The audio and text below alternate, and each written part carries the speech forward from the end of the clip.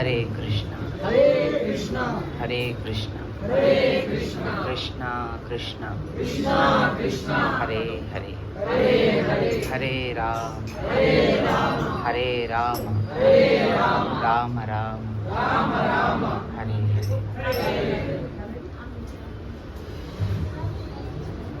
హరే కృష్ణ. చాలా ఈరోజు మనం చర్చిన అంశం పాండవుల మహాప్రస్థానం. హరే కృష్ణ. హరే కృష్ణ యుధిష్ఠిర మహారాజుకి జై.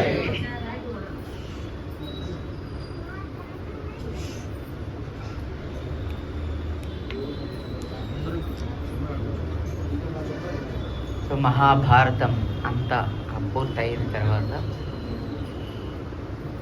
యుధిష్ఠిర మహారాజుకు హస్తినాపురాన్ని పట్టాభిషేకం చేస్తారు శ్రీకృష్ణ భగవానుడు.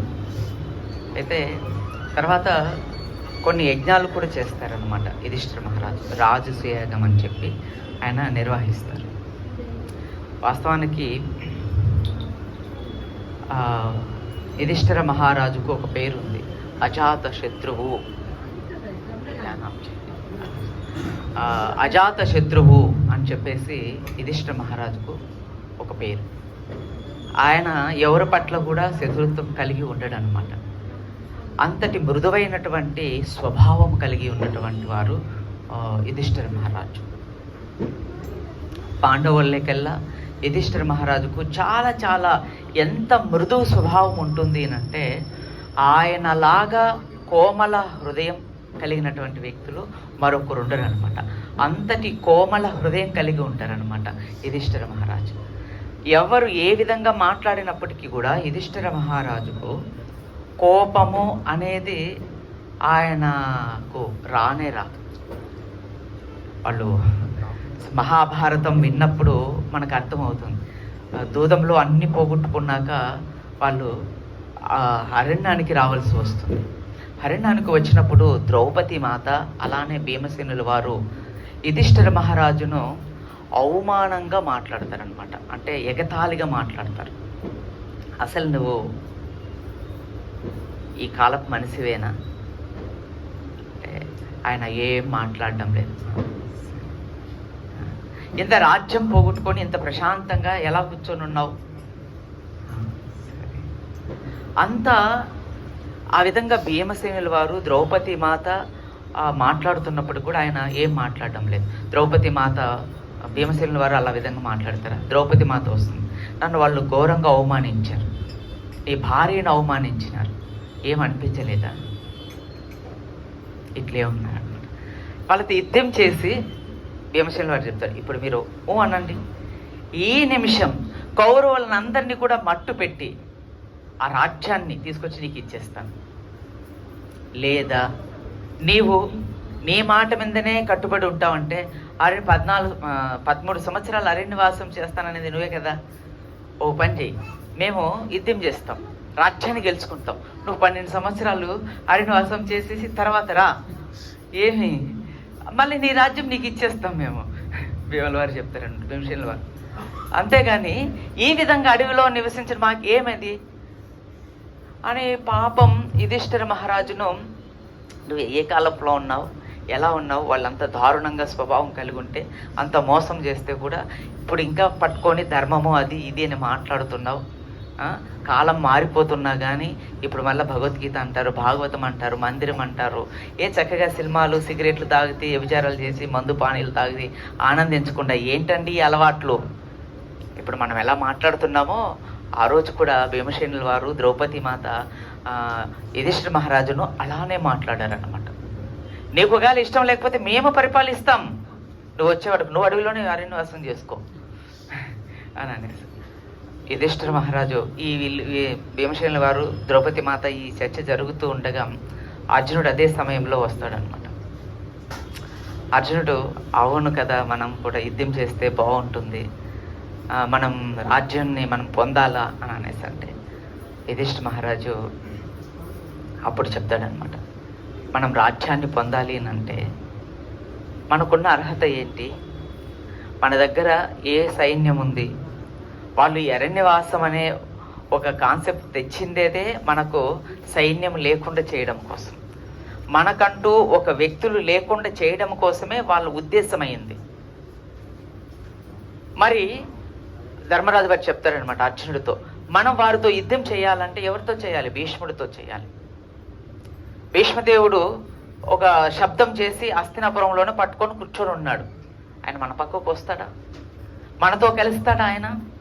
ఎంతసేపు హస్తినాపురం ధృతరాష్ట్రుడు అలానే పట్టుకొని ఉంటాడు, ఆయన రాడు. పోనీ మన గురువు ద్రోణాచార్యుడు వస్తాడా? ద్రోణాచార్యులు ఎవరు చెప్తే మనకు విద్య నేర్పించారు? భీష్మదేవుడు చెప్తే మనకి విద్య నేర్పించాడు. మనం పిలిస్తే వస్తాడు ఎవరైనా? వాళ్ళ కొడుకు అశ్వత్థాముడు. వాళ్ళ అభిప్రాయం ఏంటంటే అశ్వత్థామానికి రాజ్యాన్ని మనమే కదా గెలిచి ఇచ్చినాం కాబట్టి, ఎందుకంటే అశ్వత్థాముడు ఎందుకు వస్తాడు? దుర్యోధనునికి దోస్తు మేరా దోస్తు కదా, మనం చెప్తే ఎందుకు వస్తాడు? కాబట్టి మనం వాళ్ళతో యుద్ధం చేయాలి అంటే వాళ్ళకన్నా మనకు ఎక్కువ అస్త్రాలు, శాస్త్రాలు, జ్ఞానము, బలము మనకు కలగాలి. అప్పుడు మనం వాళ్ళతో యుద్ధం చేయొచ్చు అని యుధిష్ఠిర మహారాజు చెప్తాడు. అదే సమయంలో వ్యాసుల వారు కూడా అక్కడికి రావడం జరుగుతుంది. అప్పుడు చెప్తాడు వ్యాసుల వారు, యుధిష్ఠిర మహారాజు ఏదైతే చెప్తున్నాడో అది కరెక్టు. యుద్ధం చేయడం అనేది పెద్ద విషయం ఏం కాదు, కానీ మనకు ఎవరు వస్తారు చూడండి. ఇప్పుడు మన దగ్గర డబ్బు లేదు, రాజ్యం లేదు, సైన్యం లేదు, నా పక్కన అంటే వస్తారు ఎవరైనా? ఎవరు రారండి. వాస్తవం. మేము ఇదే ఊర్లో మేము ప్రారంభంలో ఇక్కడ ఉన్నప్పుడు మా దగ్గర కార్లు కానీ ఏమీ లేవు, ఎవరు పెద్దగా మాట్లాడే వాళ్ళు కూడా కాదు. మేము ఎప్పుడైతే కారు కొన్నామో, హరే కృష్ణ స్వామి రాండి కూర్చోండి అలంకరించడం మొదలుపెట్టారు. మా డివోటీస్తో సహా డబ్బులు ఉంటేనేనండి ఎవరైనా మాట్లాడతారు అని యుధిష్ఠిర మహారాజు ఆ రోజే ఈ విషయాన్ని చెప్పేశాడు. ఆ సమయంలో వ్యాసుల వారు కూడా వచ్చి చెప్పారు. తర్వాత వాళ్ళు ఆ యొక్క ఆ శక్తిని పెంపొందించుకోవడానికి వాళ్ళు తపస్సు చేశారు. అంటే ఇది ఎందుకు చెప్తున్నానంటే యుధిష్ఠిర మహారాజు యొక్క ఆలోచన ఎంత గొప్పగా ఉంటుంది, ఎంత ఉన్నతంగా ఉంటుంది అంటే ఆయన ఎంతో గొప్పగా ఆలోచిస్తాడనమాట. మనలాగా ఇప్పుడు భీమసేనుల వారు అలా అన్నారు, మనం వెంటనే కోపం తెచ్చుకొని యుద్ధానికి పోదాం లేదు, ఆలోచిస్తాడనమాట. చాలా లాంగ్ టైం ఆలోచిస్తాడు. ఆయన యొక్క స్వభావం ఎంత మృదువుగా కోమలంగా ఉంటుంది అంటే పాండవులు మిగిలిన ఈ నలుగురిని కూడా యుధిష్ఠిర మహారాజు పాండవులు చిన్నగా ఉన్నప్పుడే తండ్రి పాండురాజు మరణించాడు. చిన్నగా ఉన్నప్పుడు అప్పుడు వాళ్ళు ఏం చేయాలండి? ఏం చేయగలుగుతారు? తండ్రి లేదు, ఒక తల్లి. వాళ్ళ నలుగురికి కూడా కుంతి మాతకుతో సహా ఆయన ధైర్యాన్ని ఇస్తూ, ఆయన ఎటువంటి బాధను కలిగించుకోకుండా, వారికి బాధను కలగకుండా వాళ్ళను ఆ విధంగా రక్షణ చేసుకుంటూ అంత ఒక పెద్ద స్థానాన్ని తీసుకొని, అందువల్ల ఆయనకు మంచి హృదయం కలిగి ఉంటాడనమాట యుధిష్ఠిర మహారాజు. అందుకని ఆయన అజాత శత్రువు, ఎవరిపైన ఆయనకు శత్రుత్వము అనే భావన ఆయన మనసులో కూడా కలగదు. ఎవరైనా తనకు హాని చేసినప్పటికీ కూడా వారిని శత్రువులుగా కూడా చూడడు. కౌరవులు ఎన్నోసార్లు వారిని మోసగించారు. ఆఖరికి అరణ్యవాసంలో వచ్చిన 10 రోజులకే పాండవులు, కర్ణుడు కలిసి పాండవులను అందరినీ కూడా చంపేయాలనుకున్నారు. ఇది తెలిసినప్పటికీ కూడా యుధిష్ఠిర మహారాజు మనసులో కానీ, మాటకు కానీ, పేస్లో కానీ మార్పు రాలేదు. ఆయన లక్షాగృహంలో పాండవులందరినీ కూడా దహనం చేయాలని కౌరవులు పెద్ద అంచనా వేసి లక్షాగృహాన్ని కాల్చేశారు. అప్పుడు కూడా యుధిష్ఠిర మహారాజు ఎవరిని దూషించలేదు. చూడు, కౌరవులు మా పట్ల ఎంత శత్రుత్వ భావన ఉంది, మమ్మల్ని చంపాలనుకున్నారు అనే ఆ మాట కూడా ఆయనకు రాలేదు. ఏదైతే జరిగిందో అది మన కర్మానుసారంగా జరిగింది. ఇంతటి మృదువు స్వభావం కలిగినటువంటి వారండి మన యుధిష్ఠిర మహారాజు అంత గొప్ప కృష్ణ భక్తుడు కూడా ఆయన. ఎవరికైనా ఒక ఆలోచన రావచ్చు, ఎందుకంటే అంత జరిగినప్పటికి కూడా ఆయన అంతటి కరుణ కలిగి అంతటి దయా స్వరూపం కలిగి ఎందుకున్నాడు అని మనకు ప్రశ్న రావచ్చు. నిన్న నేను మహాభారతం చదువుతూ దాంట్లో ఒక మాట వచ్చిందనమాట. ఎందుకంటే ఆయన ఎవరు? యుధిష్ఠిర మహారాజు ఎవరు? యమధర్మరాజు. మనం అనుకుంటామన్నమాట యమధర్మరాజు క్రూరంగా ఉంటారు అని అనేసి. ఇప్పుడు ఆయన మనలాంటి అంతకుడు కాదు, మనలాగా రౌడీలు కాదు, ఇలా చంపేసేసి క్రూరంగా మన హృదయాన్ని పెద్దగా ఇది చేసుకోవడానికి.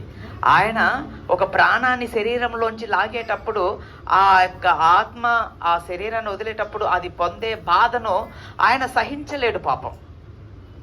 అది చూసి ఎంతో కరుణ కలిగిపోయి ఉంటాడనమాట, అంత జాలి కలిగి ఉంటాడనమాట. అందువల్ల ఆయనకు అంతటి ఆ పాపులందరినీ చూసి చూసి చూసి అరే ఏందిరా మీరు ఇంత పాపం చేస్తున్నారు, మీరు చక్కగా జగన్నాథ స్వామి టెంపుల్కి వెళ్ళి భక్తి చేయండి అని బాధపడుతూ ఉంటాడు ఆయన. మనమేమో వినదలుచుకోలేదు. ఆయనకు ఆ విధంగా ప్రతి ఒక్క ప్రాణిని తీసుకెళ్ళేటప్పుడు ఆయన మనసు ఎంతో బాధతో నిండిపోతుందని అంటారనమాట ఆచార్య భగవంతుని యొక్క భక్తులు.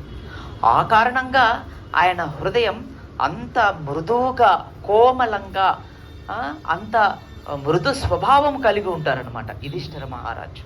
అందుకని ఆయనకు పేరు అజాత శత్రువు. అజాత శత్రువు అంటే ఆయన ఎవరి పట్ల కూడా శత్రుత్వం లేనటువంటి వ్యక్తి అని అర్థం. మరి దుర్యోధనుడు పాండవుల పట్ల శత్రుత్వం కలిగి ఉన్నాడు కదా, యుధిష్ఠిర మహారాజు పట్ల కూడా శత్రుత్వం కలిగి ఉన్నాడు కదా, అంటే అది వాళ్ళ కర్మ అనమాట. యుధిష్ఠిర మహారాజుగా తనగ్గా అంటూ ఎవరి పట్ల కూడా శత్రుత్వ అనే భావన కూడా కలగలేదు. ఆయన ఎంతటి దయ కలిగి ఉన్నటువంటి వ్యక్తి అంటే, యమరాజు ఎవరండి? మహాజనులలో ఒకరు. 12 మంది మహాజనులలో యమధర్మరాజు కూడా ఒక్కరు. అటువంటి యమధర్మరాజు ఒకసారి అరణ్యవాసంలో ఉన్నప్పుడు పాండవులు ఈ దుర్యోధనుడు కర్ణుడు ఒక పెద్ద పన్నాగం చేస్తారనమాట. పాండవులు ఏం చేస్తున్నారో చూద్దాం, మన భార్యలను తీసుకొని వెళ్దాం, మనం హాయిగా వాళ్ళ ముందరనే వాళ్ళకి ఎదురుగునే ఒక కుటీరం వేసి ఎంజాయ్ చేద్దాం. ద్రౌపది మాత మన భార్యలను మన వైభవాన్ని చూసి ఏడవాలి అని వాళ్ళు అనుకుంటారనమాట. కౌరవులు ఎవరు? ఏడ ఇచ్చింది కర్ణుడు. మళ్ళీ అతని గురించి మంచిగా తీస్తున్నారు సినిమాలో. అలా తీసి వస్తారనమాట. వస్తే అక్కడ ఒక చిత్రరథుడు అనే ఒక గంధర్వుడు ఉంటాడు. అనవసరంగా గమ్మున ఉండకుండా నేను హస్తినాపురానికి రాజుని అంటాను, నువ్వు ఎవరికైతే రాజు ఏంట్రా ఈ గంగా నదిలో అని చెప్పి వాళ్ళ మధ్య పెద్ద ఫైట్ జరుగుతుంది. కర్ణుడు పారిపోయాడు, అక్కడి నుంచి అక్కడికి వదిలి వెళ్ళిపోయాడు. తర్వాత దుర్యోధుడిని మిగిలిన వారిని అందరినీ కూడా బంధించి తీసుకెళ్లారు. వాళ్ళ భార్యలు వచ్చి యుధిష్ఠిర మహారాజును అర్థించారు. అప్పుడు యుధిష్ఠిర మహారాజు ఏమనుకోవచ్చు, వీడు మనకు లక్షాగృహంలో చంపేయాలనుకున్నాడు. మనమైతే అలానే అనుకుంటాం, మనల్ని చంపేయాలనుకున్నాడు, మనల్ని మోసం చేసి రాజ్యాన్ని తీసేసుకున్నాడు, మన భార్యను దారుణంగా అవమానించినటువంటి వ్యక్తికి ఇలానే జరగాలి. అదే కదా మనమైతే అలానే అనుకుంటాం. కానీ యుధిష్ఠిర మహారాజు అసలు ఎంత బాధపడిపోతాడో తెలుసా? ఏంది మా దుర్యోధనుడికి గంధర్వులు పట్టుకొని వెళ్ళిపోయారా? అర్జున, భీమ వెంటనే వెళ్ళి మన దుర్యోధుడిని రక్షించు. భీముడికి మండిపోతుంది. ఆయన కోపం ఎట్లా వస్తుందంటే, బుద్ధి ఉందా నీకు అంటే యుధిష్ఠిర మహారాజుతో అలా మాట్లాడేది భీమసేనుల వారు ఒక్కరే. నీకు బుద్ధి ఉందా? అసలు ఎవరిని రక్షించమంటున్నావు? వాడు మన శత్రువు, మన లక్షాగృహంలో చంపేయాలనుకున్నాడు, మన భార్యను దారుణంగా అవమానించాడు. అలాంటి వ్యక్తిని నువ్వు రక్షించమని చెప్తున్నావా అంటే, అప్పుడు ఆయన యజ్ఞం చేస్తుంటాడు. అయితే నేను వెళ్తాను యజ్ఞాన్ని ఆపేసి, మీరు వెళ్ళకపోతే వదిలే మేమే పోతాం. పాపం ఇష్టం లేకపోయినా సరే వెళ్ళి గంధర్వునితో యుద్ధం చేసి తిరిగి దుర్యోధుడిని తీసుకొని వస్తారనమాట. కృతజ్ఞత ఉందా మరి? అంటే ఇవన్నీ నేను ఎందుకు చెప్తున్నానంటే యుధిష్ఠిర మహారాజు యొక్క గొప్పతనం, ఆయన గొప్పతనం చెప్పాలి అంటే ఈ సంవత్సరం అన్నీ చెప్పుకున్నా కానీ ఆయనలో ఉన్న గొప్ప లక్షణాలు సరిపోదండి. అంత గొప్ప వ్యక్తి అండి యుధిష్ఠిర మహారాజు. అంతటి కోమల హృదయం కలిగినటువంటి వ్యక్తి మరొకరు లేనే లేరన్నమాట. అంతటి గొప్ప వ్యక్తి యుధిష్ఠిర మహారాజు. అటువంటి పాండవుల యొక్క మహాప్రస్థానం అంటే అర్థం ఏమిటి అంటే వాళ్ళు ఈ శరీరాలతోనే ఉన్నత లోకమైనటువంటి స్వర్గానికి ప్రవేశించడం అనే దాని అర్థం అన్నమాట. మామూలుగా మనం చనిపోయామనుకోండి, స్వర్గస్థులయ్యారు అని అంటారు. వాళ్ళు స్వర్గానికి ప్రవేశిస్తున్నారు అంటే వాళ్ళు ఆ ఉన్నత లోకానికి చేరుకుంటున్నారనమాట. ఎలా అంటే యథా శరీరాలతో, ఇదే శరీరాలతో వాళ్ళు అక్కడికి వెళ్తున్నారు. ప్రస్థానం అంటే ఇదే శరీరాలతో వాళ్ళు తిరిగి తన ధామానికి చేరుకుంటున్నారు అని అర్థం అన్నమాట. ఇది ఎలా జరిగింది అని చెప్పుకోనేదే ఈరోజు కథా అంశం. మనం కథలోకి ప్రవేశిద్దాం. ఇప్పుడు మాట్లాడకూడదమ్మా, లాస్ట్లో వచ్చి అడగండి మీ ప్రశ్న. లాస్ట్లో ఇంకా అయిపోలేదు కదా. హరే కృష్ణ. హరే కృష్ణ హరే కృష్ణ కృష్ణ కృష్ణ హరే హరే, హరే రామ రామ రామ హరే హరే, హరే కృష్ణ కృష్ణ కృష్ణ హరే హరే, హరే రామ రామ రామ హరే హరే. నాకు ఒక బలహీనత ఉంది. నన్ను మధ్యలో ఎవరైనా మాట్లాడితే మొత్తం మర్చిపోతాను. మళ్ళీ మొదటి నుంచి రావాల్సి వస్తుంది. ఇప్పుడు మనం పాండవుల మహాప్రస్థానం అనే ఘట్టంలోకి ప్రవేశిద్దాం. పాండవులు రాజసూయగం చేయడం కోసం, రాజసూయగం చేయాలి అంటే ఎంతో ధనం కావాల్సి ఉంటుంది. ధనం వాళ్ళ దగ్గర ఏమాత్రం కూడా లేదన్నమాట. అప్పుడు కృష్ణుడు పాండవులకు ఒక సలహా ఇచ్చారు. ఏమిటినంటే మారుతుడు అనే రాజు శివుణ్ణి ఉద్దేశించి తపస్సు చేశారు. తపస్సు చేసి శివుడు ఆయన తపస్సును మెచ్చుకొని ఒక బంగారు కొండను బహుమతిగా ఇచ్చాడనమాట. ఆ మారుతి అనే రాజుకు బంగారు కొండను బహుమతిగా ఇచ్చారు. ఆ రాజు ఏం చేశారంటే ఆ బంగారు కొండ తనకు లభించిన తర్వాత ప్రతిరోజు యజ్ఞాలు, యాగాలు, దాన ధర్మాలు ఇంకా ఎప్పుడు ఆయన కంటిన్యూగా చేస్తూనే ఉన్నాడు అనమాట. రోజుకు అంత పీసులు తీయడము, బంగారు పాత్రలు తయారు చేయడము, యజ్ఞాలు చేయడం, యజ్ఞాలు నిర్వహించడం. ఆ యజ్ఞం ఎలా జరుగుతోంది అంటే ఈరోజు యజ్ఞంలో పాత్రలు వాడతారు కదా, రేపు ఆ పాత్రలు వారు పడేస్తారు ఒక పక్క మూల పడేస్తారనమాట. ఆ యజ్ఞానికి వచ్చినటువంటి బ్రాహ్మణులకు ఇంకా యాచకులకు కోరినంత ధనాన్ని ఆ యొక్క మారుతుడనే రాజు దానం చేసేవాడు. ఎంత కావాలంటే అంత ఇచ్చేసేవాడు. మహాభారతంలో ఆయన గురించి ఏమని చెప్తుందంటే అలా ఆయన దానం చేస్తూ ఉంటే ఆ బ్రాహ్మణులందరూ కూడా సంతృప్తులైపోయి ఆ దానం తీసుకొని అక్కడే వదిలిపెట్టి వెళ్ళిపోయేవాళ్ళంట వాళ్ళు. ఇప్పుడు మనం అట్లా ఏమి లేదు. ఈ బ్యాంకులో కాకపోతే సిసి బ్యాంకులో దాచుదాము. మందిర నిర్మాణానికి వద్దు, ఏమొద్దు, వాళ్ళకి ఇస్తే మనకేమొస్తుంది? మనం సిసి బ్యాంకులో దాచుకుందాం, పోయిన తర్వాత అది ఎవరికో పోతుంది అనుకుంటాం. కానీ ఇక్కడ మారుతుడు ఎలా చేస్తున్నాడంటే ఈరోజు వాడిన పాత్రలు యజ్ఞానికి రేపు వాడరండి. ఆయన మళ్ళీ కొత్త పాత్రలు చేపిస్తారు. బ్రాహ్మణులకి కావలసినంత ధనము, వజ్ర వైడూర్యాలు, బంగారుతో సహా ఆయన దానం చేస్తున్నాడు. వాళ్ళు సంతృప్తులైపోయినటువంటి బ్రాహ్మణులు ఆ పాత్రలను, బంగారును అక్కడే వదిలిపెట్టి వాళ్ళ ఇళ్ళకి వెళ్ళిపోతున్నారు. మళ్ళీ మరుసటి రోజు వస్తారు, యజ్ఞాన్ని ప్రారంభిస్తారు. వచ్చినటువంటి బ్రాహ్మణులు అయిపోయిన తర్వాత యాచించే వాళ్ళకు కూడా ఇలానే ఇచ్చేవాడు. అలా ఇచ్చినప్పటికి కూడా ఆ కొండ అయిపోవడం లేదు. అవన్నీ ఆ యజ్ఞానికి చేసి ఉపయోగించినటువంటి పాత్రలే ఒక పర్వతంలా ఉన్నాయన్నమాట. పాండవుల దగ్గర డబ్బులు లేవు అప్పటికి. అంటే కురుక్షేత్రం యుద్ధం జరిగింది. యుద్ధం జరిగితే పెద్ద నష్టం అనమాట. మీకు ఒక విషయం చెప్పాలి ఇక్కడ. అర్జునుడి దగ్గర కుబేర హస్తం అనే ఒకటి ఉంది అనమాట. కుబేరుడు ప్రసాదించాడు. ఈ కురుక్షేత్రానికి యుద్ధానికి ముందే, అంటే నీకెంత సంపద కావాలంటే అంత సంపద కుంభవృష్టిగా కురుస్తుందన్నమాట. కానీ ఏ రోజు కూడా పాండవులు ఆ విధంగా ఇచ్చినవి ఏవి కూడా వాళ్ళు ఉపయోగించలేదు. అది వారి దగ్గర ఉన్నటువంటి మహోన్నతమైనటువంటి గొప్పతనం. అప్పుడు కృష్ణుడు ఎప్పుడైతే మారుతుడనే రాజు యజ్ఞం చేస్తున్న యజ్ఞస్థలానికి వెళ్ళి ఇవన్నీ కూడా ప్రభుపాదుల వారు ఒక భాష్యంలో ఒక మాట చెప్పారనమాట. ఏమనంటే, ఎందుకు అవన్నీ అలా బ్రాహ్మణులు ఋషులు మిగిలిన వాళ్ళందరూ కూడా అలా ఎందుకు వదిలేశారు అంటే, ఇవి పాండవులకు ఉపయోగపడాలి, పాండవులకు భగవంతుని సేవ చేయడానికి ఇవి ఉపయోగపడతాయి. అందువల్ల ఆ రాజ్యంలో ఉన్నటువంటి ఏ వ్యక్తి కూడా వాటిని తాకను కూడా లేదు, అలా చూడను కూడా లేదంట. అలా రాసులు పడి ఉంటే ఆ పాత్రలు, ప్రభుపాదుల వారు అంటున్నారనమాట. అంటే ఆ రాజ్యంలో ఉన్న వ్యక్తులు కూడా ఎంతో ప్రశాంత శక్తులై ఉన్నారు. మనం కట్టు పుల్లలు వేస్తేనే ఎత్తుకొని వెళ్ళిపోతున్నాం. ఎంత ప్రశాంతంగా ఉండాలో మనకే తెలియాలి. సంక్రాంతి పండుగ భోగి మంటలు వేద్దామని మేము 2 గంటల వరకు అక్కడే కూర్చొని మాట్లాడుకుంటూ ఉంటే తెచ్చి అక్కడ పెట్టాం.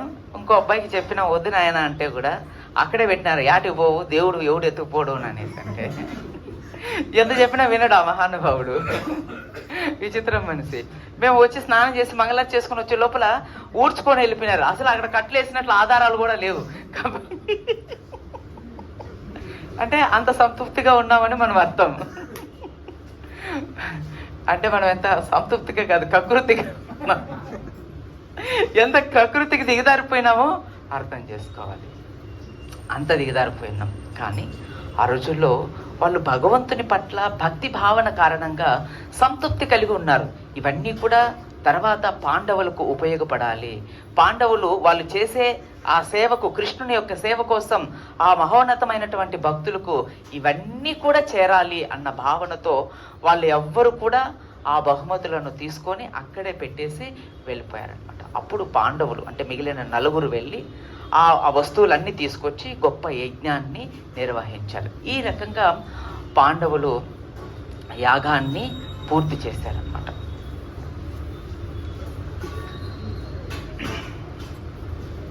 అలా ఆ యాగం పూర్తి అయిపోయింది. హస్తినాపురాన్ని పట్టాభిషేకమైంది యుధిష్ఠిర మహారాజుకు.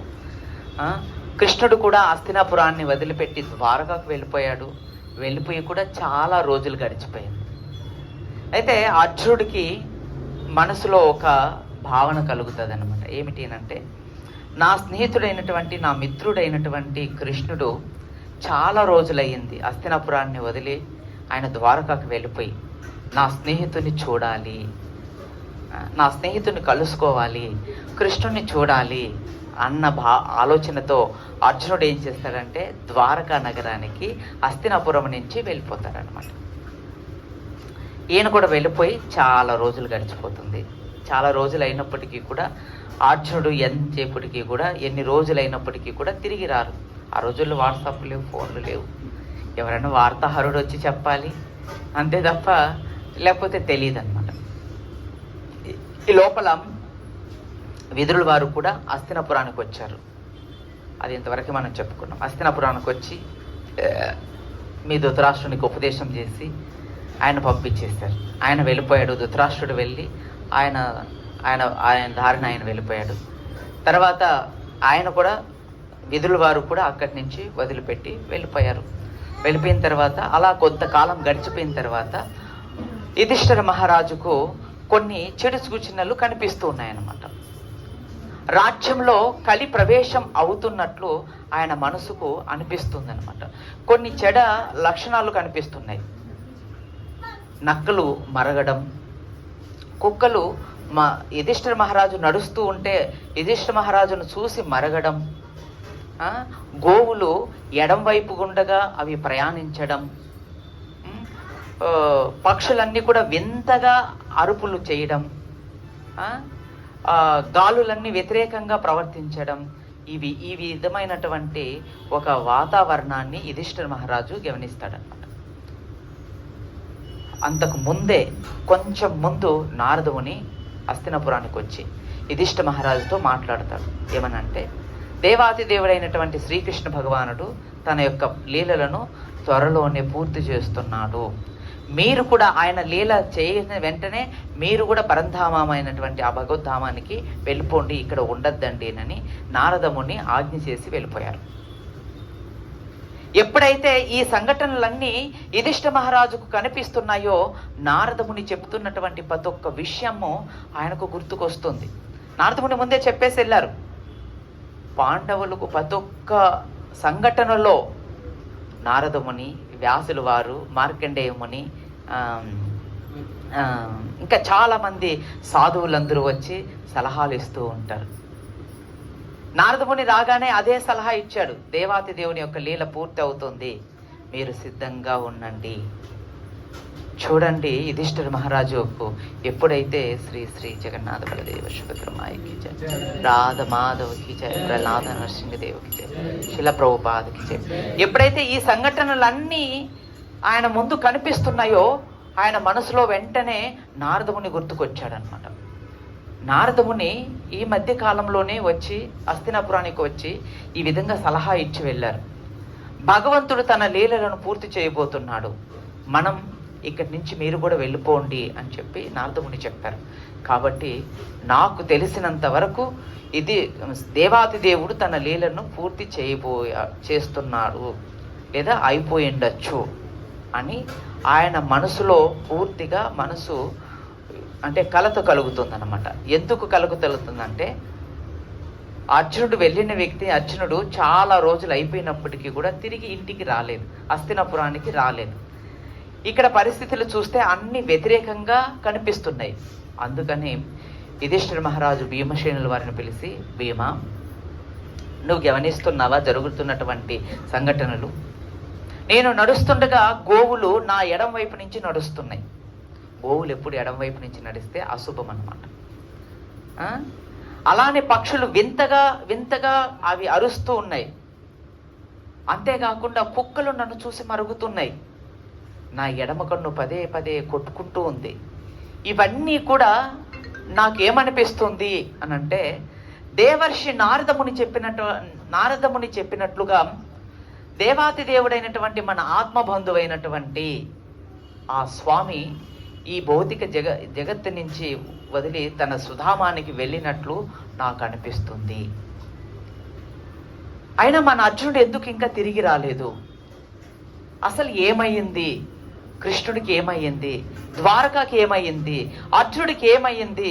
ఇంకా ఎందుకు తిరిగి రాలేదు అని భీమసేనుల వారితో చర్చిస్తూ ఉండగా తన మనసులో ఒక రకమైనటువంటి ఆందోళన, కృష్ణుడు తన ధామానికి వెళ్ళిపోయాడు, నారదముని చెప్పున్నాడు కదా, అది జరుగుతోందన్న విషయం తెలిసిపోయింది.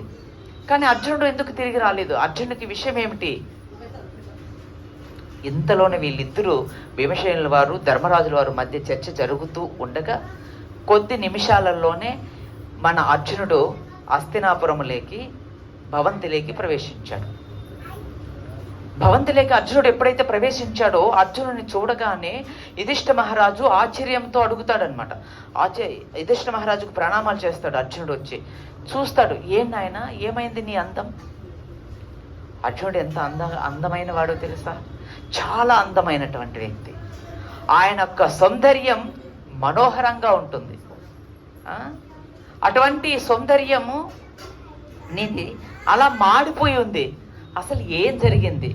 మన ఆత్మబంధువైనటువంటి కృష్ణుడు ఎలా ఉన్నాడు? కృష్ణుని యొక్క భార్యలు ఎలా ఉన్నారు? కృష్ణుని యొక్క సంతానం ఎలా ఉంది? ఉగ్రసేన మహారాజు ఎలా ఉన్నాడు? దేవకీ మాత ఎలా ఉంది? వసుదేవుడు ఎలా ఉన్నాడు? బంధువులందరూ ఏ విధంగా ఉన్నారు? వాళ్ళకి ఏదైనా జరిగిందా? లేకపోతే వాళ్ళు ఎలా ఉన్నారు? మరి నువ్వెందుకు ఇంత విచారణలో ఉన్నావు? నీ అందం ఏమైపోయింది? నువ్వు ఏ అయినా అపవిత్రమైనటువంటి స్త్రీతో సంభోగం చేశావా? లేకపోతే ఎందుకు నీ ముఖం ఈ విధంగా అందహీనంగా మారిపోయింది? లేదా ఏదైనా ఒక బ్రాహ్మణుడు నిన్ను దానం అడిగితే అతనికి నువ్వు తగినంత దానం చేయలేకపోయావా? లేదా నిన్ను ఎవరైనా రక్షించమని కోరినప్పుడు వారిని నువ్వు రక్షించలేదా? లేదా నీకంటే బలహీనమైనటువంటి వ్యక్తి చేతిలో ఓటమి పొందావా? ఏ కారణం చేత నీ ముఖం ఈ విధంగా చిన్నగా పోయింది? నీ అందమంతా కూడా ఏమైపోయింది? అసలు ఏం జరిగింది అర్జున? అర్జునుడు ఏమంటున్నాడో తెలుసా? అర్జునుడి నోట్లో నుంచి ఒక్క మాట రావడం లేదు. కంఠరం గగ్గర పలుకుతోంది, మాటలు రావడం లేదు, కండ్ల నుంచి నీళ్లు వచ్చేస్తున్నాయి. స్పృహ తప్పి కింద పడిపోయాడు అర్జునుడు. యుధిష్ఠిర మహారాజుకు అర్థమైపోయింది, మన ఆత్మబంధువైనటువంటి కృష్ణుడు తన లీలను పూర్తి చేశాడు. మెల్లిగా అర్జునుడు కోలుకొని అడుగుతున్నాడు మళ్ళీ యుధిష్ఠిర మహారాజు, ఏమైంది? ఎందుకు నువ్వు అంత విచారంలో ఉన్నావు? అర్జునుడు చెప్తున్నాడు, ఆయన నోట్లో నుంచి కృష్ణుడు ఈ భౌతిక జగత్తును వదిలి తన లీలను పూర్తి చేశాడు అన్న మాటను అర్జునుడి నోట్లో నుంచి అది రావడం లేదు. అంటే ఆ గొంతు పలకడం లేదు. అలా కన్నీటితో నిండిపోయి ఉన్నాడు అనమాట అర్జునుడు. అలా ఎంతో కష్టంతో యుధిష్ఠిర మహారాజుతో చెప్తున్నాడు అనమాట, అన్న సోదరా యుధిష్ఠిర మహారాజా, మన ఆత్మబంధువు అయినటువంటి, మన శ్రేయోభిలాష అయినటువంటి, మన రక్షకుడు ఎవరైతే ఏ కారణం చేత మనల్ని ఇక్కడ ఈ హస్తినాపురానికి రాజును చేశారో, ఏ రోజైతే కౌరవులందరూ కూడా మన భార్య అయినటువంటి ద్రౌపదిని ఘోరంగా అవమానించాలనుకున్నారో, ఆ అవమానాన్ని జరగకుండా మనల్ని రక్షించారో, మనం లక్కా గృహములో పెట్టి తగలపెట్టాలనుకున్నప్పుడు ఎవరి అనుగ్రహముచే మనం రక్షించబడ్డామో, అడవిలో ఉన్నప్పుడు దుండగుల చేత మనల్ని చంపించాలని దుర్యోధనుడు ఎంత పన్నాగం పట్టాడో, ఎవరి అనుగ్రహంచే మనం వాటి నుంచి రక్షించబడ్డామో, విరాట పర్వంలో మనం అజ్ఞాసవాసంలో ఉన్నప్పుడు మనల్ని కనిపెట్టి తిరిగి మనల్ని 12 సంవత్సరాల అరణ్యవాసం, 1 ఏట అజ్ఞాసవాసం చేయించాలన్న దుర్యోధనుడు ఆ సంకల్పంతో మన వాళ్ళందరినీ బయటికి లాగాలి అనుకున్నాడో, ఎవరి అనుగ్రహం చేత మనం బయట పడలేదో, ఇలా ఆయన ప్రేమ, ఆయన అనుగ్రహం ఎంతని చెప్పాలి? అటువంటి ఆ ఆత్మబంధువు, నా ప్రాణ స్నేహితుడు, నా ఆత్మబంధువు అయినటువంటి కృష్ణుడు లేడు. చూడండి, అర్జునుని నోటి నుంచి ఎప్పుడైతే ఈ మాట వినిపించిందో, అక్కడే పక్కనే ఉన్నటువంటి కుంతి మహారాణి ఈ విషయాన్ని వినిందనమాట. కొంతమంది ఈ మహాభారతంలో కుంతి మహారాణి కూడా గాంధారితో పాటు ధృతరాష్ట్రునితో వెళ్ళిపోయింది అని కొంతమంది చెప్పారు. కానీ ప్రభుపాదులు వారు భాగవతంలో చాలా వివరణగా ఇచ్చారు. నాకు అది వరకే తెలుసు కాబట్టి నేను మీకు చెప్తున్నాను. ప్రభుపాద వారు చెప్తున్నారు, కుంతి మహారాణి హస్తినాపురంలోనే ఉంది అని. ఎప్పుడైతే కృష్ణుడు పరంపదించాడు అనే విషయం తెలిసిన వెంటనే అర్జునుని ద్వారా హే కృష్ణ అంటూ ఆమె ఒకే పదం అంతే కింద పడిపోయింది. తన శరీరాన్ని పరిత్యజించింది. కృష్ణుడు లేదే ఈ జీవితం మాకు వద్దు.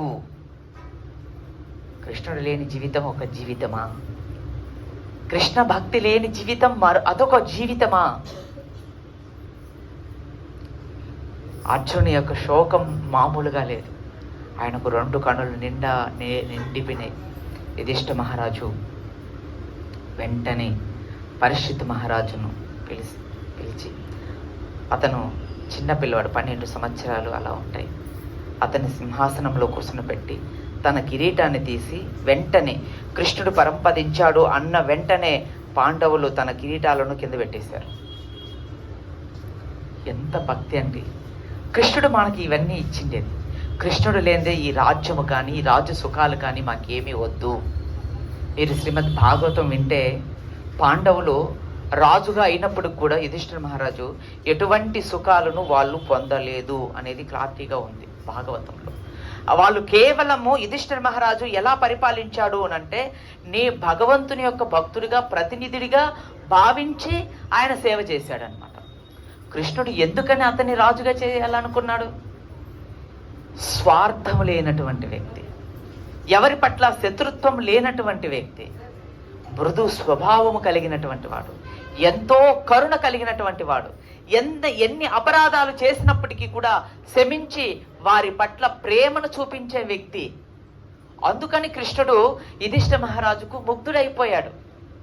ఒక సందర్భంలో కృష్ణుడు పాండవులు అరణ్యవాసంలో ఉన్నప్పుడు కొంతకాలం, ఒక 5 నెలలు 9 నెలలు అయిన తర్వాత కృష్ణుడు సారథకి అందరూ వెళ్ళి పాండవులను పలకరించడానికి వెళ్తారనమాట. ద్వైతవనంలో ఉన్నప్పుడేమో వెళ్తే ద్రౌపది మాత అప్పటి వరకు తన బాధను ఎవరికి చెప్పుకోలేదు. కృష్ణుడు రాగానే కృష్ణుడిని పట్టుకొని గట్టిగా ఏడ్చేస్తుంది అనమాట. కృష్ణ అని చెప్పేసి, నన్ను దారుణంగా అవమానించారు, నిన్ను సభలో లాక్కొని వెళ్ళారు, నా యొక్క బట్టలన్నీ వదిలిచేయాలనుకున్నారు, ఇంత క్రూరంగా నన్ను అవమానించారు కృష్ణ అని అనేసి ఎప్పుడైతే ద్రౌపది మాత ఏడ్చిందో కృష్ణునికి 2 కళ్ళలోంచి నీళ్లు వచ్చేసాయి. ఆయన వెంటనే ధనుర్బాణాలను ధరించి, ఈ క్షణమే నేను హస్తినాపురానికి వెళ్ళి కౌరవులందరినీ కూడా నశింపచేసి హస్తినాపురాన్ని మీకు పట్టాభిషేకం చేస్తాను అని బయలుదేరేశాడు అనమాట. యుధిష్ఠ మహారాజు వెంటనే కృష్ణుని ఇలా పట్టుకున్నాడు అనమాట. కృష్ణ, నువ్వు మా కోసం నిందలు పడద్దు. ఏదైతే జరిగిందో అది మా కర్మానుసారంగా జరుగుతుంది. వాళ్ళకు మేము మాట ఇచ్చున్నాం, 13 సంవత్సరాలు వనవాసం చేస్తాము అని. దయచేసి మీరు దీంట్లో ఆ నిందను మీరు పడకండి అని చెప్పి కృష్ణుణ్ణి అర్థించి శాంతపరుస్తాడనమాట యుధిష్ఠిర మహారాజు. ఎందుకని యుధిష్ఠిర మహారాజును రాజు చేశాడు అంటే, అంతటి ఉదార స్వభావం కలిగినటువంటి మహోన్నతమైనటువంటి వ్యక్తి యుధిష్ఠిర మహారాజు. సామాన్య వ్యక్తి కాదు ఆయన సామాన్య వ్యక్తి కాదండి.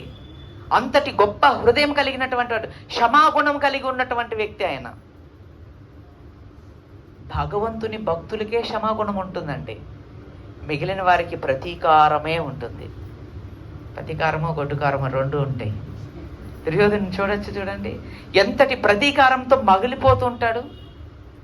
కానీ ఇక్కడ యుధిష్ఠిర మహారాజు ఆ రోజు కృష్ణుడే వెళ్ళి, ఆ కృష్ణుడు తలుచుకుంటే పెద్ద విషయం అండి. కానీ యుధిష్ఠిర మహారాజుకు ఆ గొప్పతనం వల్లనే కృష్ణుడు భావించాడని చెప్తారు ఆచార్యులు. అందుకనే ఈ భూమండలానికి చక్రవర్తిని చేయదలసని కృష్ణుడు ఆ రోజే నిర్ణయం చేసేసాడు ఆ విషయాన్ని. వాళ్ళు ఎటువంటి స్వార్థం లేనటువంటి పరిపాలన చేశారు. మీరు భాగవతం చదివితే ప్రభుపాదుల వారు చాలా వివరణగా రాశారనమాట. వాళ్ళు ఎటువంటి రాజ్య సింహాసనం లభించినప్పటికీ కూడా మనకు చాలా సంవత్సరాల తర్వాత మన ఆస్తి కోర్టులో ఉండి తిరిగి వచ్చిన తర్వాత మనం ఎంత ఎంజాయ్ చేస్తాం, పండగ చేసుకుంటాం, ఆనందం అయిపోతుంది. కానీ యుధిష్ఠిర మహారాజు అంత ఆస్తి, అంత సంపద, ఈ భూమండలానికి చక్రవర్తి అండి. అంత లభించినప్పటికీ కూడా ఆయన ఒక సాధారణ వ్యక్తిలాగా ఆయన జీవనం కొనసాగిస్తూ ఉన్నాడు. చాలా సాధారణమైనటువంటి వ్యక్తి. ఆ స్వభావ కారణంగానే కృష్ణుడు అతన్ని రాజుని చేశాడు. మనకు అర్థం చేసుకోవాలి, భగవంతుడు ఎవరిని ఇష్టపడతాడు అంటే మృదు స్వభావము, ప్రేమ ఉన్నవారినే కృష్ణుడు ఇష్టపడతాడు. అందుకని మనం ప్రేమను పెంచుకోవాలి, అసూయను కాదు, ద్వేషాలను కాదు. ప్రేమ మనలో పెరగాలన్నమాట. కృష్ణుని ప్రేమిస్తే సమస్త ప్రాణకోటిని మనం ప్రేమించగలుగుతాం. మరి సమస్త ప్రాణకోటిని మనం ప్రేమించలేకపోతే భగవంతుని ఎలా ప్రేమిస్తాం? భగవంతునే ప్రేమించలేకపోతే సమస్త ప్రాణకోటిని ఏ రకంగా ప్రేమిస్తాం? కాబట్టి భగవంతుని పట్ల మనకు ఎప్పుడైతే ప్రేమ కలుగుతుందో సమస్త ప్రాణకోటి పట్ల కూడా అదే ప్రేమ కలుగుతుంది. అందుకని యుధిష్ఠిర మహారాజు కృష్ణుడు భావించాడు, వారికి పట్టాభిషేకం చేసి వారిని రాజుగా చేయాలి, వారిని భూమండలానికి రాజుని చేయాలి అని. ఎందుకంటే అంతవరకు కూడా కౌరవులు పరిపాలించారు వారి సుఖాను కోసం, వాళ్ళ యొక్క పేరు ప్రఖ్యాతుల కోసం. ప్రజలను ఎవరి ధర్మ మార్గంలో పెట్టలేదండి. మీకు ఒక విషయం చెప్పాలి, అరణ్య పర్వంలో ఇక్కడే మీకు అర్థమవుతుంది పాండవులు ఎంత గొప్ప పరిపాలన చేసినటువంటి వ్యక్తులు, ఎంత గొప్ప హృదయం కలిగిన వాళ్ళు అని అనేసి. వాళ్ళు అరణ్యవాసానికి వెళ్ళిపోతుంటే అందరూ ఆయనతో పాటే వచ్చేస్తున్నారు, మొత్తం లైన్ కట్టేసినారు. ఆయన చాలా దూరం పోయి ఎనికి తిరిగి చూస్తే మొత్తం పెద్ద లైన్ ఉంది హస్తినాపురం వరకు. ఒకసారి మీరు ఆలోచించండి, యుధిష్ఠిర మహారాజు పట్ల ఎంత ప్రేమ, ఎంత నమ్మకము ఉంటే వాళ్ళు అడవిలోకి వస్తారండి. ఇప్పుడు మనకు రాజ్యం అంతా పోయి మనం అడవిలో ఉన్నాం అనుకో, ఎంత ప్రేమిస్తే మాత్రం వచ్చేస్తామా? ఈరోజు చాలామంది ఐ లవ్ యూ టూ అని చెప్పి పార్కులు పట్టలు అన్నీ కట్టుకొని తిరిగేసి తర్వాత పెళ్ళిళ్ళు అయిన తర్వాత ఏదో ఒక చిన్న సమస్య వస్తే ఐ హేట్ యు, నేను విడాకులు ఇస్తున్నాను నీకు, ఇంక నీకు నాకు కుదరదు, నేను భరించలేను, ఈ బాధ నా వల్ల కాదు, నేను తట్టుకోలేను అని చెప్పేసి విడాకులు ఇచ్చేస్తున్నాం. అవునా? కానీ యుధిష్ఠిర మహారాజు అడవికి వెళ్ళిపోతుంటే అంతమంది వేల మంది బ్రాహ్మణులు, పురోహితులు, ప్రజలు అందరూ కూడా ఆయనతో పాటు వెనకాల వస్తున్నారు. ఆయన చూసుకోలేదు, వెనక్కి తిరిగి చూస్తే మొత్తం ఆయన కోసం వస్తున్నారు. ఆయన ఆగిపోయి అందరూ అడుగుతున్నారు, మీరు ఆటకు వస్తున్నారు, మీరు ఎక్కడుంటే మేము కూడా అక్కడే, మీరు కందమూలాలు తింటే మేము కూడా కందమూలాలే తింటాం, మాకెందుకు ఆ రాజసుఖాలు వద్దు, ఆ రాజ్యము వద్దు, మాకు రాజా లేకపోతే రాజసుఖాలు మాకెందుకు, మాకు హస్తినాపురమే వద్దు, మీరు ఎక్కడుంటే అదే మా హస్తినాపురం. యుధిష్ఠిర మహారాజు ఏమన్నాడు, మనమైతే ఎంత అభిమానం అయ్యా, నేను మిమ్మల్ని బాగా ముందు చూసుకున్నాను కాబట్టే ఈరోజు మీరు నాతో వచ్చేసారు, మనమైతే ఆ డైలాగులే కదా వదులుతాం. ఆయన అలాంటి డైలాగులు ఏమి వదలలేదు పాపం. ఆయన ఏమని అంటే కళ్ళు తిరిగి కింద పడిపోయాడు. కళ్ళు తిరిగి కింద పడిపోయినాడు. ఎందుకంటే డైలాగులు మనలాగా కపటం వ్యక్తి కాదు కాబట్టి కళ్ళు తిరిగి కింద పడిపోయాడు. ఎందుకు పడిపోయాడంటే, ఎంతమంది నమ్ముకొని వస్తే నా దగ్గర రాజ్యం లేదు, నా దగ్గర ఎటువంటి రాజ్యం కూడా లేదు, నేను ఎలా మీకు సేవ చేయాలి? అంతే కదండి, ఎలా సేవ చేయగలుగుతారు? అంతమంది ప్రజలు రాజును నమ్ముకొని వస్తే రాజు సేవ చేయాలన్నమాట ప్రజలకు. అదే అనమాట, ప్రజలు రాజుకి కాదు, రాజే ప్రజలకు సేవ చేస్తుంటాడు. అందుకే ప్రజారాజ్యం అన్నారు. ఇప్పుడు రాజ్య ప్రజం అనమాట. ఇప్పుడు రాజులు ఎవరు సేవ చేస్తున్నారు? ప్రజలను దోసుకోవడమే తప్ప ప్రజలకి ఎక్కడైనా సేవ జరుగుతుందా? అందుకని ప్రతి ఒక్క పౌరుడు, ప్రతి ఒక్క వ్యక్తి తెలుసుకొని తీరాలి, కళ్ళు తెరవాలి, భాగవతం చదవాలి, భగవద్గీత చదవాలి, మీలో చైతన్యం అనేది రావాలి, అసురులను సంహరింపబడాలి. మళ్ళీ యుధిష్ఠిర పరిపాలన, రామ పరిపాలన, రామచంద్రుని యొక్క పరిపాలన రావాలి అంటే మనలో చైతన్యం రావాలి. మనలో చైతన్యం వస్తేనే వాళ్ళలో చైతన్యం వస్తుంది. అందుకని మనం చైతన్యవంతులుగా తయారవ్వాలి, కృష్ణ చైతన్యవంతులుగా తయారవ్వాలి. ఊరికే చెప్పడం కదా అరిపోలు అబద్ధాలు. చైతన్యవంతులు అయ్యాలి, అప్పుడు మీరు అరిపోలు చెప్పాలి. ఖచ్చితంగా అయి తీరాలి. రోజు జపం చేయడం, భగవద్గీత చదవడం, భాగవతం చదవడం, కృష్ణుని పైనే మనం ఆధారపడాలి. ఎవరు మనకేమి ఎవరు, కృష్ణుడే ఇచ్చేది సమస్తానికి. అప్పుడు నీళ్లు చల్లి యుధిష్ఠిర మహారాజుకు లేపుతారనమాట. భీమసేనుల వారు అడుగుతాడనమాట ఆశ్చర్యంగా, ఏమైంది నీకు అలా పడిపోయినావు అంటే, వాళ్ళందరిని చూసి నాకు, ఆ బ్రాహ్మణులు వాళ్ళందరూ చూసి వచ్చేసేసరికి నాకేం అర్థం కాలేదు, అందుకని కింద పడిపోయినానంటే, ఏమయ్యా నీకేమైనా తలకాయ ఉందా, ఆలోచన ఉందా, అట్లా ఆడన పడతావా? మన భార్యను అంత నలుగురిలో దారుణంగా వాళ్ళు బట్టలు వలిచేస్తూ ఉంటే అప్పుడు సృహ తప్పి పడలేదు, ఏడవను లేదు, ఏమీ లేదు, గొమ్మున బెల్లం కొట్టిన రాయిలాగా కూర్చుంటివి ఇట్లా. ఇప్పుడు వాళ్ళని చూసి ఇలా కింద పడిపోయినావు అనేసి భీమసేనుల వారు అడుగుతున్నారనమాట. అంటే అప్పుడు చెప్తాడనమాట, అదే సమయంలో మైత్రిముని కూడా అక్కడికి వచ్చేసారు. తన గురువు అయినటువంటి ద్రోముడు కూడా అక్కడ ఉన్నాడు అనమాట. అప్పుడు చెప్తున్నారు యుధిష్ఠిర మహారాజు, ఎందుకనంటే ఇంతమంది నన్ను నమ్ముకొని వచ్చారు, రాజ్యం లేదు, బ్రాహ్మణులకు, భగవంతుని యొక్క భక్తులు వాళ్ళందరూ కూడా, భగవంతుని భక్తులకు సేవ చేస్తేనే భగవంతుడు సంతృప్తి పొందేది. అక్కడ చూడండి, యుధిష్ఠిర మహారాజు తన గురించి కానీ ఏం ఆలోచించలేదు, భగవంతుని యొక్క భక్తుల గురించి, బ్రాహ్మణుల గురించి, ప్రజల గురించి తను ఆలోచిస్తున్నాడు. తన పరిస్థితి గురించి, తనకు జరిగిన అవమానము, తనకు కోల్పోయినటువంటి నష్టాన్ని గురించి తనకు ఆలోచించలేదు. నేను ఏ రకంగా ఇప్పుడు సేవ చేయాలి ఇంతమందికి, నా ధర్మము ఒక గృహస్థుడుగా ఈ బ్రాహ్మణులకు, భక్తులకు అందరికీ సేవ చేయడం నా యొక్క విద్యుత్గత ధర్మం. అది నేను ఇప్పుడు ఏ విధంగా వారికి సేవ చేయగలను? వారికి నేను సేవ చేయలేకపోతే ఒక మంచి గృహస్థుడికి కాలేను. నేను గృహస్థు యొక్క ధర్మం ఏమిటి అంటే, భగవంతుని యొక్క భక్తులకు, బ్రాహ్మణులకు, గోవులకు సేవ చేయడమే గృహస్థుల యొక్క ధర్మం. కానీ ఈరోజు నేను గృహస్థ ధర్మాన్ని ఏ రకంగా పాటించగలను? నా దగ్గర రాజ్యం కానీ, సంపద కానీ, సైన్యం కానీ ఏమీ లేదు. అందుకని ఈ భక్తులను నేను ఏ విధంగా సంతృప్తిపరచాలి? భక్తులను సంతృప్తిపరచకపోతే భగవంతుడు నా పట్ల ఎట్లా సంతృప్తి అవుతాడు? భక్తులు బాధపడితే భగవంతుడు కూడా బాధపడతాడు. కనుక నాకు అర్థం కాక కళ్ళు తిరిగి కింద పడిపోయాను. చూడండి, ఎంత మంచి హృదయం ఉంది చూడండి. ద్రౌపదికి అన్యాయం జరిగినప్పుడు కూడా ఆయన ఏం బాధపడలేదు, అంతగా సృహ తప్పి కింద పడిపోలేదు, ఏడ్చలేదు. మామూలుగానే ఉన్నాడు, అట్లా కూర్చొని ఉన్నారు బొమ్మ.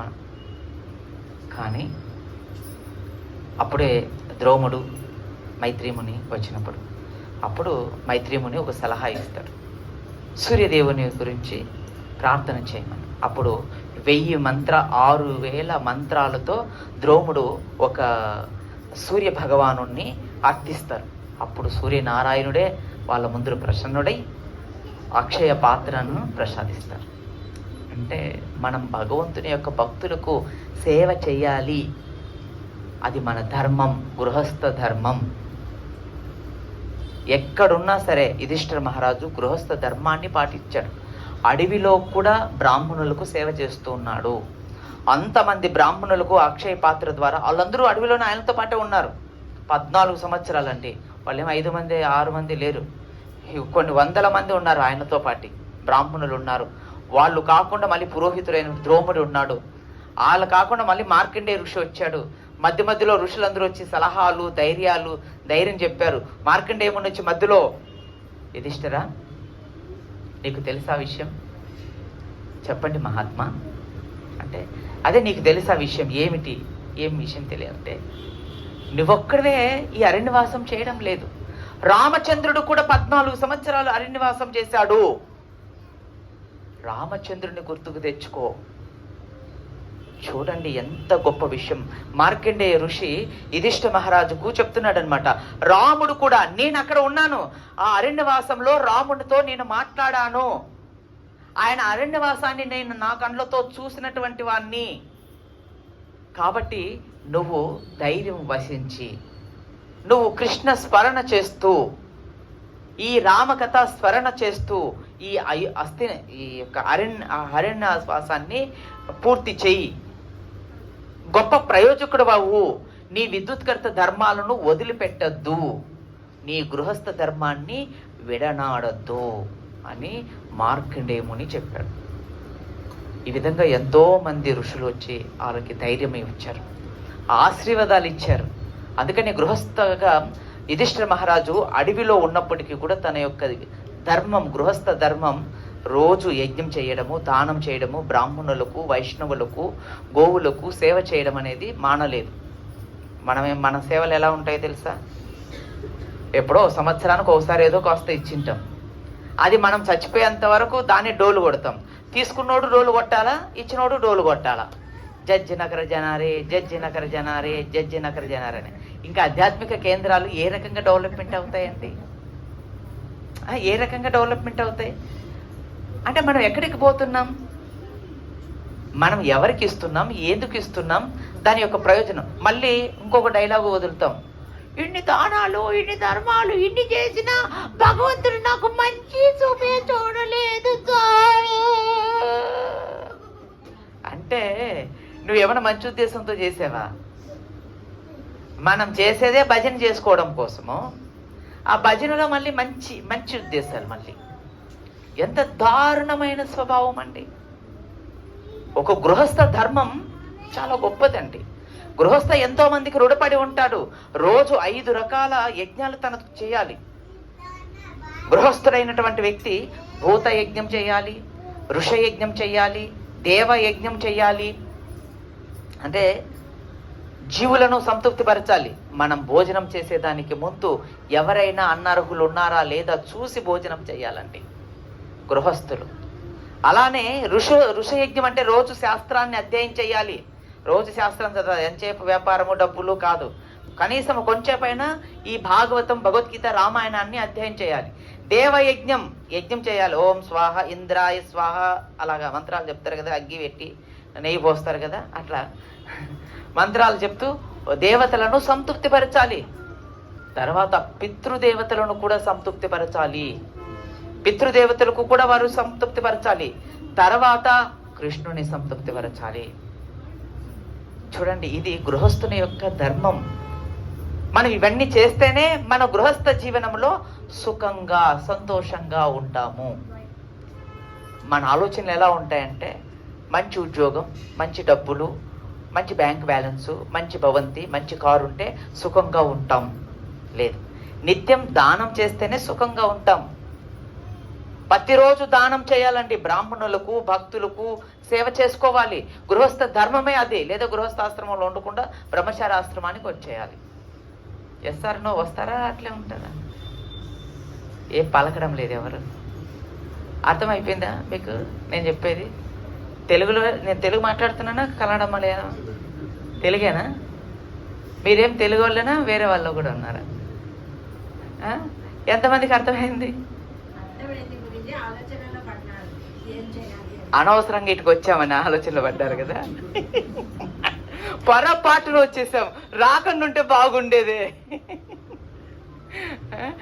అనేసి అనుకుంటున్నాం కదా. కనీసం హరినామం చేయమని ప్రభుపాద వారు చెప్తున్నారు.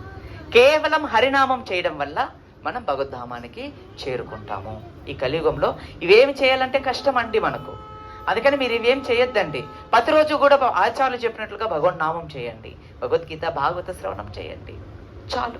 ఈ యజ్ఞాలు చేసిన ఫలితం మీరు పొందుతారు, భగవంతుణ్ణి చేరుకుంటాడు. ఈ రకంగా యుధిష్ఠ మహారాజు ఎల్లప్పుడూ కూడా బ్రాహ్మణులకు సేవ చేస్తూ, వైష్ణవులకు సేవ చేస్తూ, అలా తన జీవనాన్ని కొనసాగిస్తూ వాళ్ళు అరణ్యవాసం అన్నీ కూడా కంప్లీట్ చేసుకొని హస్తినాపురానికి వచ్చి తర్వాత రాజ్యపాలన చేసి కృష్ణుడు ఎప్పుడైతే పరంధామానికి వెళ్ళిపోయాడు అన్న విషయం తెలిసిన వెంటనే పరీక్షిత్ మహారాజుకు ఆగిపోయింది. పరీక్షిత్ మహారాజుకు పట్టాభిషేకం చేసి వాళ్ళు సాధారణ వస్త్రాలను ధరించారండి. ఆయన శిఖను అలా ఇలా వదిలేశారు, జుట్టు వదిలేశారు, చేతిలో ఒక కర్రను పట్టుకున్నారు. కేవలం కోపీనాలు మాత్రమే ధరించారండి. కోపీనాలు అంటే తెలుసు కదా, తెలుసా? ఎంతమంది తెలుసు? కోపీనాలు మాత్రమే ధరించి పాండవులు, ధర్మరాజు, భీముడు, అర్జునుడు, నకుల, సహదేవులు బయలుదేరి వెళ్ళిపోయినారు. పక్కన ద్రౌపది ఉంది, ఏం మాట్లాడను కూడా లేదు, పట్టించుకోను కూడా లేదు. వాళ్ళు భాగవతంలో చెప్తున్నారు. వాళ్ళ పాటికి వాళ్ళు వెళ్ళిపోయినారనమాట. ద్రౌపది మాత అలానే మన సుభద్ర మాత వెంటనే ఆ విషయాన్ని గ్రహించి వాళ్ళు ఇరువురు కూడా పాండవులతో కలిసి వాళ్ళు కూడా వెళ్ళిపోయారు. ఈ రకంగా వాళ్ళు హస్తినాపురాన్ని వదిలిపెట్టి వాళ్ళు తన స్వధామమైనటువంటి ప్రదేశానికి ఈ శరీరాలతోనే వాళ్ళు వెళ్ళిపోయారనమాట. మీరు అడగచ్చు అనమాట, ఎట్లా వెళ్తారండి వాళ్ళు ఈ శరీరాలతో? అంటే వాళ్ళు ఎవరు అనేది తర్వాత ఎపిసోడ్ చెప్తారు. పాండవులు వాళ్ళు సామాన్య వ్యక్తులు కాదు, వాళ్ళు సాక్షాత్తు భగవంతుని యొక్క భక్తులు. వాళ్ళు మనలాగా శరీరాలతో తల్లి గర్భంలో ఉంచి వచ్చిన వాళ్ళు కానే కాదు. ఎవరు ద్రౌపది మాత కానీ పాండవులు కానీ రాలేదు. ఇంకా సుభద్ర ఆమె యోగమాయ, ఇంకా ఆమె గురించి మాట్లాడే అవసరమే లేదు అక్కడ. కాబట్టి వాళ్ళు ఈ స్వశరీరాలతో వెళ్ళారని ఇక్కడ భాగవతంలో మనకు చెప్పబడుతుంది. ఈ రకంగా పాండవులు వారి యొక్క మహాప్రస్థానం అనేది పూర్తవుతుందన్నమాట. హరే కృష్ణ. యుధిష్ఠ మహారాజుకి, పతిత పావన శిల ప్రభుపాదకి, గౌర ప్రేమనందే.